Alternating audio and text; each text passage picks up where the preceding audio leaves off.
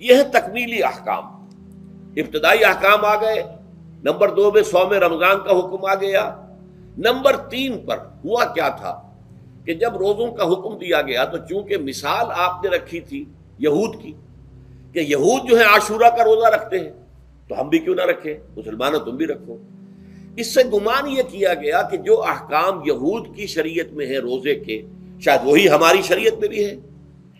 اور ان کی شریعت میں یہ تھا کہ رات کو سو گئے تو روزہ شروع ہو گیا، اور وہ روزہ اب نہ کوئی سحری ہے نہ رات میں کے دوران کوئی میاں اور بیوی جو ہے وہ ہم بستری کر سکتے ہیں، بلکہ یہ کہ وہ روزہ صبح سے لے کر پھر جب رات کے بعد صبح آئے گی، صبح سے پھر دوپہر اور شام اور غروب آفتاب پر جا کر روزہ ختم ہوگا. گویا کہ کم و بیش 20 گھنٹے کا روزہ یا 21 گھنٹے کا روزہ، کیونکہ اگر غروب آفتاب کے 3 گھنٹے بعد آدمی سو گیا تو وہاں سے جو روزہ شروع ہوا ہے تو غروب آفتاب پر اگلے روز جو ہے وہ ختم ہوگا، تو ہو جائے گا 20-21 گھنٹے کا روزہ.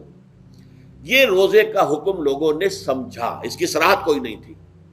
لیکن لوگ جو ہے چونکہ صراحت منفی بھی نہیں تھی مثبت بھی نہیں تھی، لہذا وہ رات کے وقت میں جب دن ہوتے تھے روزوں کے، ان کی راتوں میں وہ اپنی جو بھی ایک طبعی ضرورت ہے جو ہم بستری ہے میاں اور بیوی کی، شوہر اور بیوی کی، وہ کر گزرتے تھے. جذبات کے اندر جو بھی اس وقت ان کی احتیاج ہوئی، دل میں کھٹک رہتی تھی کہ پتہ نہیں ہم نے یہ صحیح کام کیا نہیں کیا، غلط کیا. تو اس سے یہ کہ ظاہر بات ہے کہ پھر قرآن مجید اسے قرار دے رہا ہے اپنے آپ سے خیانت کرنا. جب انسان اپنے ضمیر کے خلاف کوئی بات کر رہا ہو تو چاہے وہ بات صحیح ہے لیکن وہ اسے گناہ سمجھ کے کر رہا ہے تو اس نے تو گناہ کیا، وہ اپنے آپ سے تو خیانت کر رہا ہے.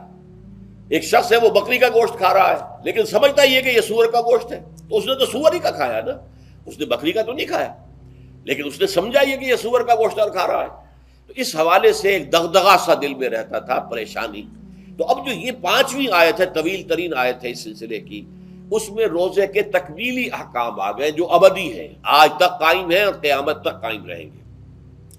فرمایا احل لکم لیلۃ الصیام الرفث الی نسائکم، اے مسلمانوں روزے کی راتوں میں تمہارے لیے حلال کر دیا گیا ہے اپنی بیویوں سے اپنی خواہش کا پورا کرنا. رفث الی نسائکم ہن لباس لکم وانتم لباس لہن، وہ تمہارے لیے بمنزلہ لباس ہیں.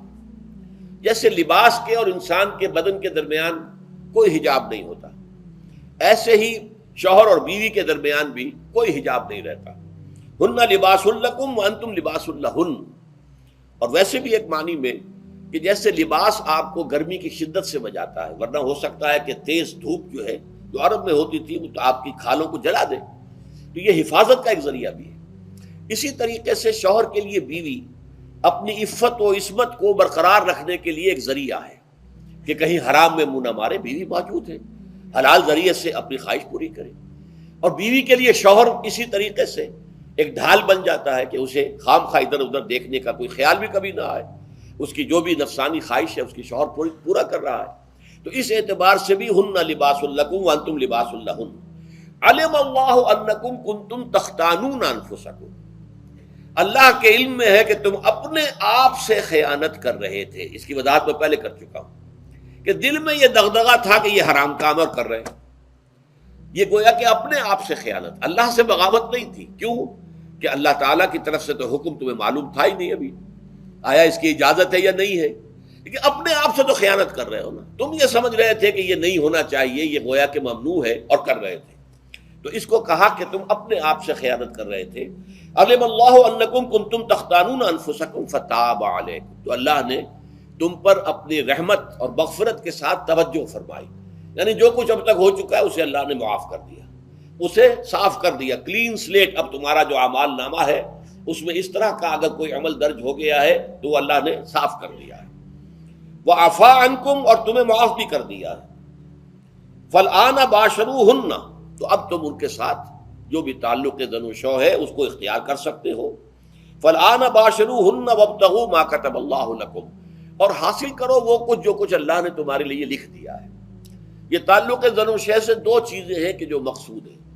ایک تو سب جانتے ہیں اولاد، ہر انسان کی خواہش ہوتی ہے کہ میری نسل کا تسلسل باقی رہے. لیکن نمبر 2 ایک شے اور ہے، قرآن مجید میں بیان کیا گیا، بولے تسکنو الیہا، اس میں ایک سکون ہے، اس میں جو بھی عمل ہے مباشرت کا، اس میں ایک اعصابی طور پر سکون کی کیفیت انسان کو حاصل ہوتی ہے، تو یہ بھی مطلوب و مقصود ہے۔ تو ما کتب اللہ لکم، تمہارے لیے اللہ نے اس میں ایک تو اولاد کا معاملہ رکھ دیا ہے، اور ایک تمہارے لیے سکون کا، لتسکنوا الیہا، تاکہ تم ان کی طرف توجہ کر کے سکون حاصل کرو۔